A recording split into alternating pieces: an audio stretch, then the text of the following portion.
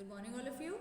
Today we'll start with the 8th chapter in moral science, top to bottom, which talks about body language. Page number 38. Open your books to page number 38. Alright. Now, our verbal communication means when we talk through words like I am doing now, it passes on or it conveys some information to others. Like, when I am talking right now, so my words, my verbal communication, it is passing on the information to you. But along with verbal communication, there is also non-verbal communication, means communication or what you want to communicate or what you want to share. It can also be done through facial expressions, your body postures, your gestures, and all these are called as body language, and they also reveal our emotions and our thoughts. So it is not only our words which expresses us, but it is also our body language. Now body language, it comprises of facial expressions, our body postures and our gestures, and they also tell a lot about our emotions and thoughts.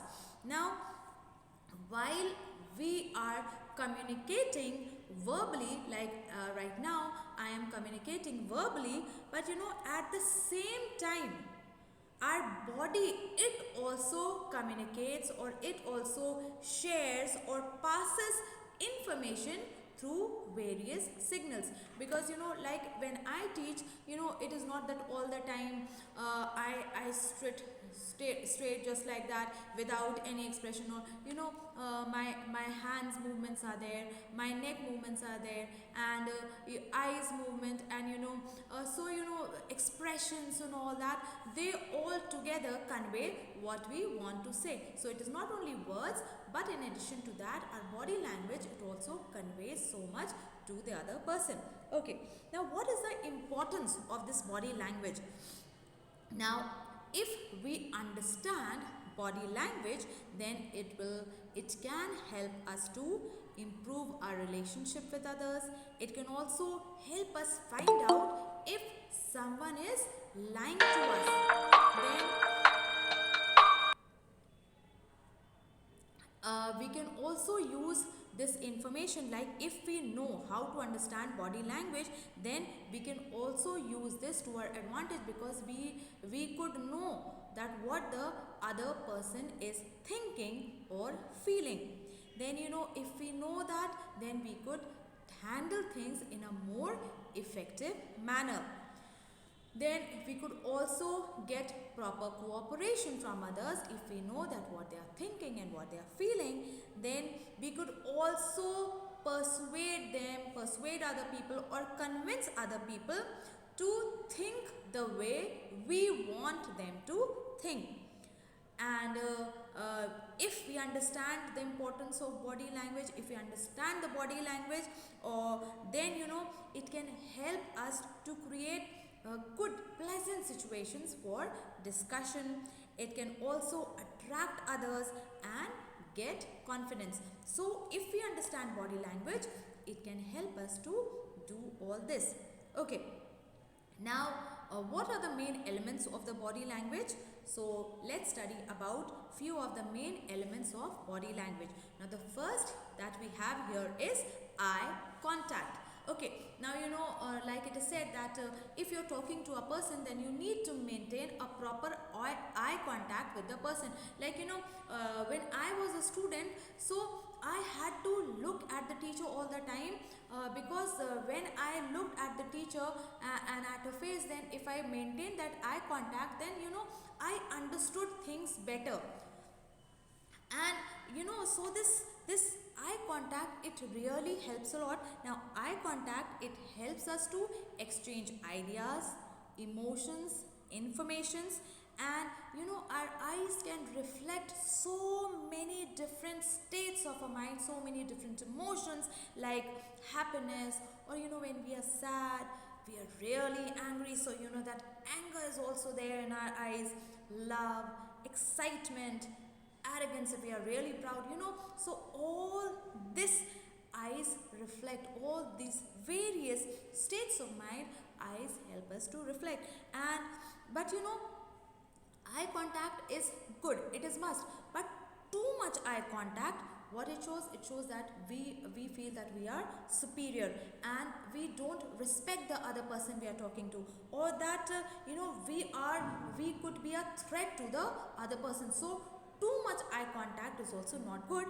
And if the eye contact is too little, then what it shows, that we are not paying attention, that we could be dishonest, because if you are not maintaining, like if your parents are scolding you for something you did wrong and you are not able to maintain eye contact, so many times it tells that you are being dishonest or you are being insincere. And sometimes less eye contact also shows that we are shy, we are feeling shy, not so confident. Okay. Now this eye contact, it is a powerful tool by to get the listener's attention and concentration. So like if I talk to you, if I maintain a proper eye contact with you, then I'm able to get your attention and also your concentration focused. If we have a focused eye contact, it displays confidence as well as honesty. And it also, like what I said, that when I looked at the teacher, it helped me to understand what the teacher was saying. So it also helps us to understand what the other person is really saying. Okay, so that was eye contact. We move on to facial expressions. Now facial expression is considered to be next best to eye contact. And our facial expressions, they conveys just like eye contact, they also convey so many various states of our mind and our attitudes, like pleasure and sadness, and like if you're really interested, or like if you are bored, or frustration, or anger, or aggression, fear, etc. So all these states of mind, now they can be expressed through our facial expressions. Now combination of eyes, eyebrows, lips, nose, cheek movements, they help to form the different moods of an individual. And so facial expressions, they are extremely expressive. They are able to express so many countless emotions without saying a word. So facial expressions, they are able to express so much without us saying even a single word. 6 basic expressions are mentioned here: anger, disgust, fear, joy, sadness and surprise. Okay. Next we have the head movement. Now head movement, it facilitate, means it makes easy both talking and listening. Like I am talking to you and you see there's a continuous head movement, so it facilitates both talking and sometimes if you are listening very intently, then also you will notice that there's a slight tilt to your head, and so it also shows, it makes easy listening as well as talking. Head movements, they also are used to express our attitude, and it also supports our oral conversation, means our verbal conversation. So our head movements, they facilitate or they support our verbal or oral communication. Now heads up, if our head is up, it is considered to be a positive and a neutral act. Neutral means not supporting, like two people, they are presenting different views, and so if you have a straight head, so it shows that you are neutral, you are not taking sides with any of them. So heads up, it shows that you have a positive and a neutral act. Then heads down, if like you are like this, so what it shows negativity and it shows distrust. All right. Then a completely lowered head, what it will show, it shows signs of depression, that you are really depressed. Tilting the head to a side, now what it shows, and tilting a head to its side, nodding, it shows that you are listening very actively, you are totally involved in what the other person is saying. Nodding the head, it conveys the meaning of yes. Shaking the head conveys the meaning of no.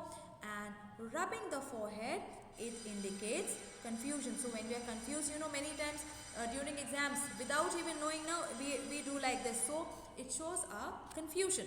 Okay, we move on to the next body movement, that is gestures. Now what are gestures? Gestures are movement of a part of a body. Now so a series of moving body parts, they form gestures, like the face, the head, the legs and the other parts of the body. They convey important messages during a interaction. So during an interaction, when we are having an interaction with others, so it is not only a verbal communication, but also our face, our heads, our legs and other parts of our body that convey important messages. Now let us know a little bit more about it. Now nail biting, in an interaction, if you are like continuously biting your nails, so it demonstrates that you are nervous, you are in stress and you are insecure.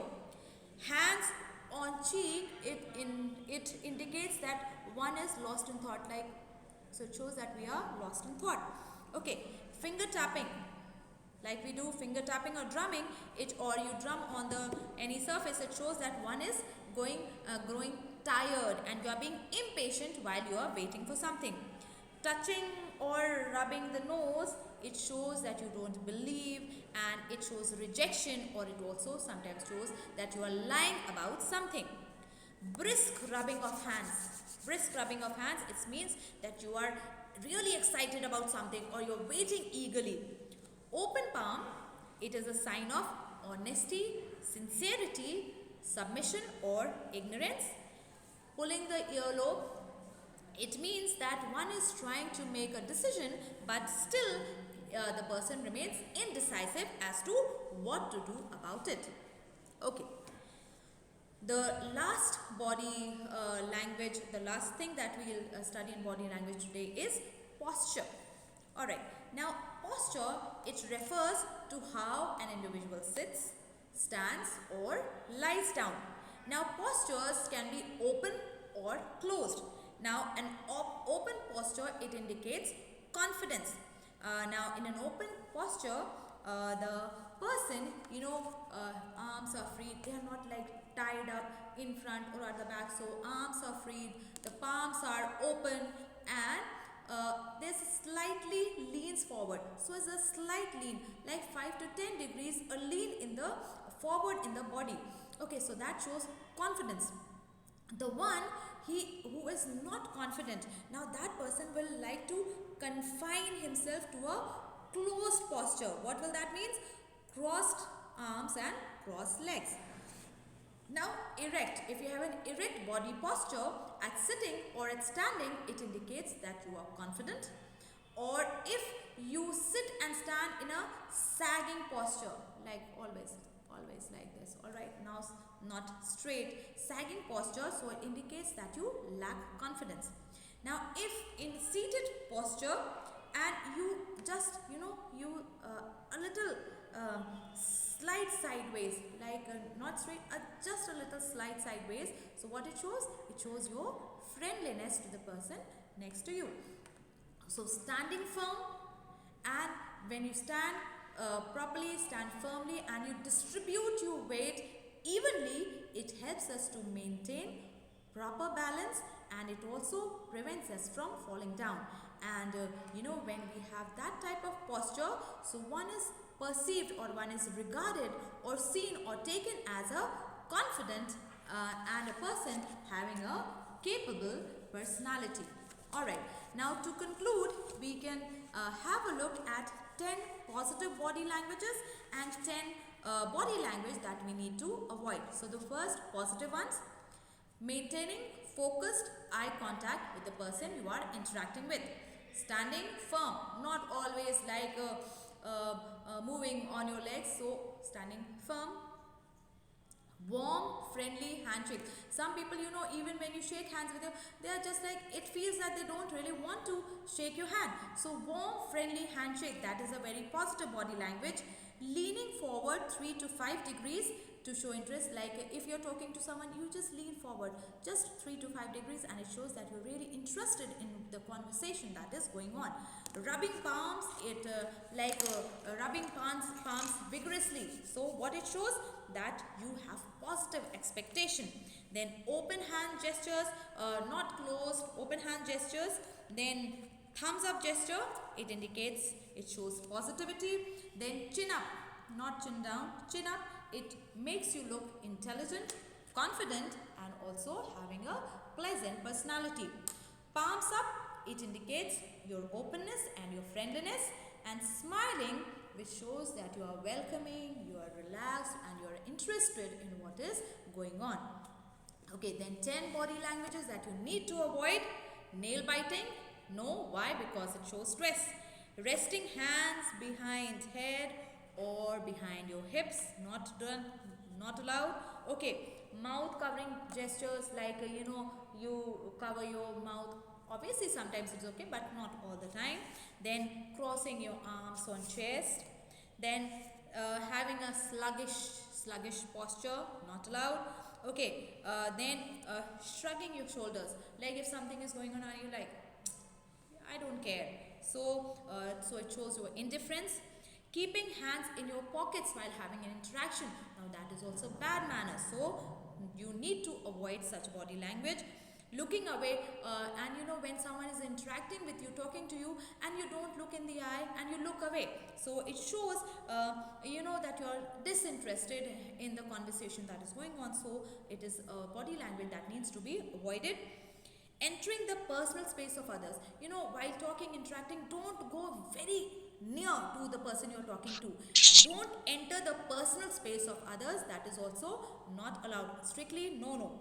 And giving a fake and artificial smile, you must have noticed this sometime or the other.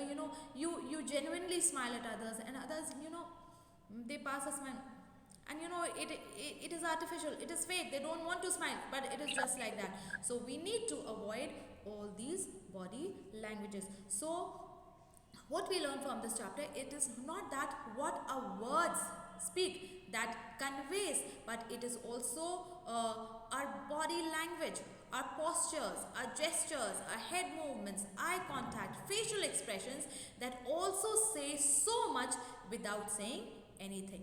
Alright, so that was the chapter. Have you all understood?